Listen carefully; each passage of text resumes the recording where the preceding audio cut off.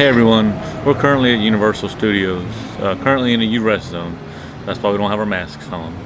We wanted to bring you 4 things for you to bring to the park whenever you come. The 4th thing that we think everybody should bring is a power bank.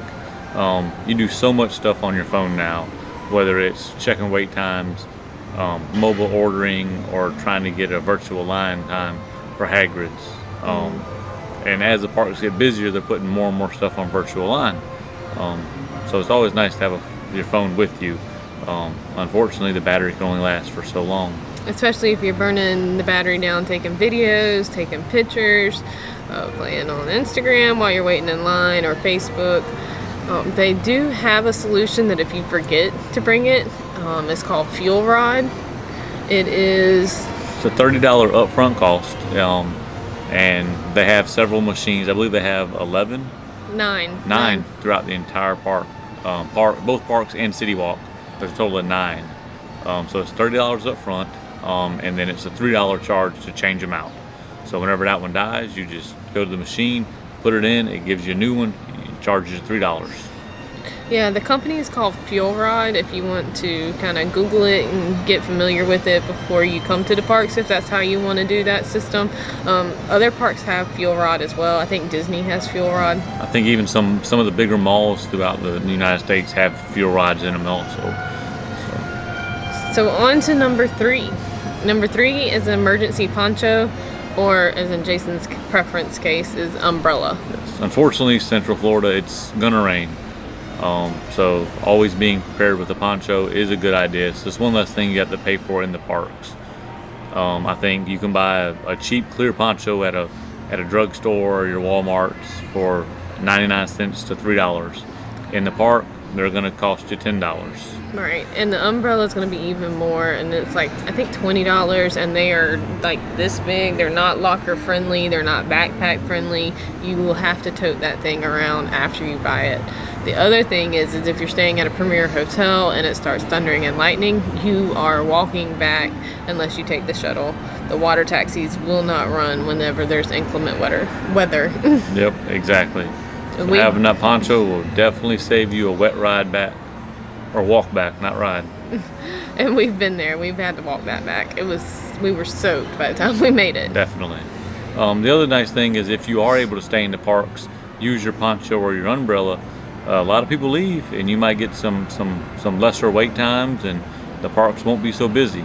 The humidity might be pretty bad, but the crowds won't, hopefully.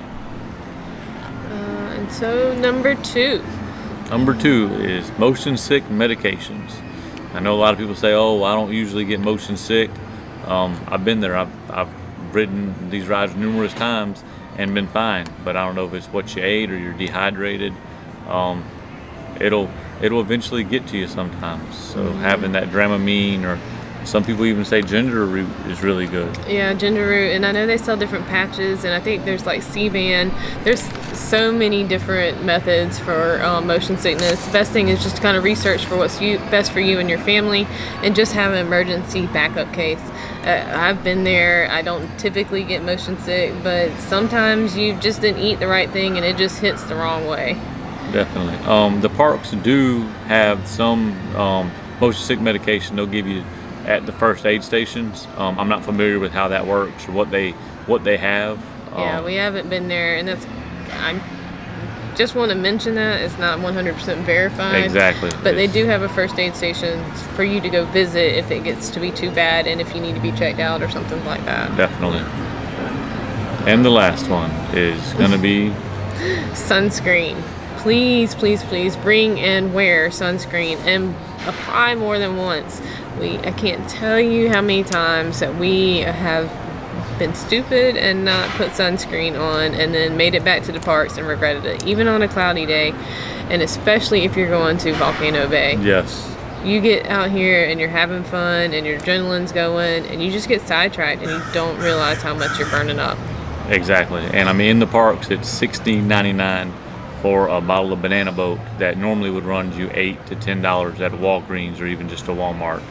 So I always recommend having your sunscreen and applying it often. All right, and I think a good honorable mention here is going to be some hand sanitizer. Don't get me wrong, they have plenty of hand sanitizer around the parks before and after each ride, but sometimes after you eat, you may have that sticky dessert that you want to clean your hands off of.